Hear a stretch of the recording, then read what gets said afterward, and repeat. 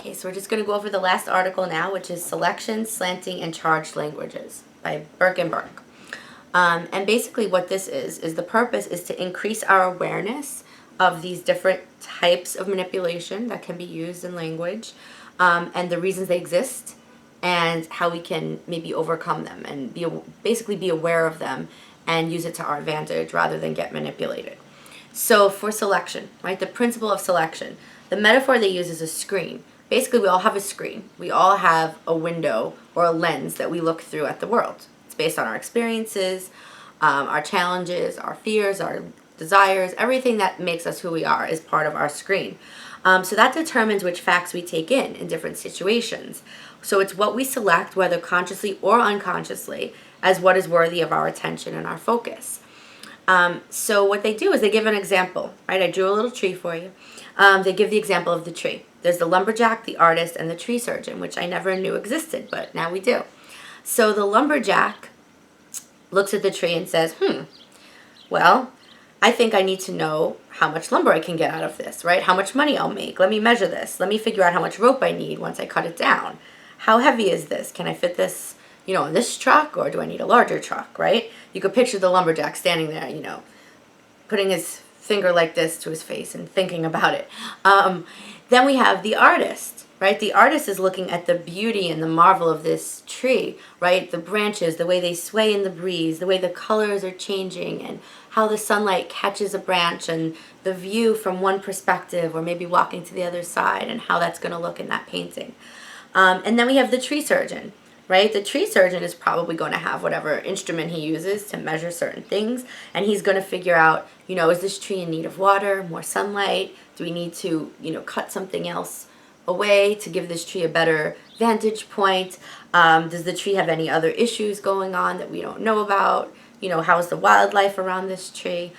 So these three people, if you give each of them, let's say, 10 minutes in front of the tree, their selection, their screen of what they remember of this tree and this scene is going to be totally different. And they're all true, which is interesting, right? It can all be true, but it's a different lens. So there's a principle of selection, right? That's up to each of us individually. I have another cat, so excuse me for that. Then we have slanting, right, which is the process of selecting knowledge, words, and emphasis to achieve the attention of a listener. Now, slanting is different than the principle of selection, because here, slanting is done purposefully. Selection is done unconsciously sometimes consciously, but a lot of times unconsciously, whereas slanting is directly done on purpose, right, to persuade. Slanting by emphasis. So what do you emphasize in a sentence? What do you capitalize? Where are your big bold letters? What words are you putting more attention on than others? That could also be done by the way a sentence is phrased. You could say, she is strong yet frustrating, okay? And the word frustrating stands with you more. Why? Because it's at the end of the sentence. A lot of times that happens, right? Or you could say, she could be frustrating at times, but she is also very strong, right? And the word very strong stands out more to you. So emphasis, right? Even with my cat, I could use this principle of emphasis. I could say slanting. I could say, my cat is on the couch watching us again, right? With all capitals. And it sounds kind of like I'm frustrated about it. Or I could say, my cat is here on the couch again, right? And then it sounds like I'm happy about it. It's all about what we emphasize. Then there's slanting by selection of facts, right? What facts are we choosing to keep versus what facts are we leaving out of something? Maybe we're leaving out very important facts that would change someone's opinion. Maybe they're being hidden for a reason, right? So facts. And then we have slanting by use of charged words. And that's where we get to our last part, which is charged language.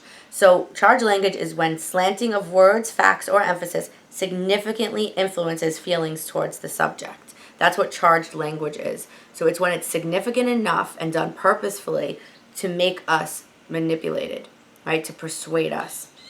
So the example in the book is of Coraline, right? So the first description of Coraline, she sounds mysterious yet beautiful and kind of interesting, fascinating. We want to hear more about her, right? The second description of Coraline sounds kind of like she's a rough person to get along with, right? She has some kind of weird fire in her eyes, and she sounds a little bit not maybe the type of person we'd want to talk to. So we could see two very, very different descriptions of Portland. And we see charged language in presidential debates constantly. We see, sometimes we see, journalists doing this as well, which I mentioned in the previous video, is actually against what journalism should be. Journalism should be unbiased, objective information. We should not know what side a journalist is on. But unfortunately, we see charged language in journalism now a lot. We see texting is full of charged language, right? And sometimes it's confusing and we don't understand what the person meant because of that. We see this in advertising constantly on TV.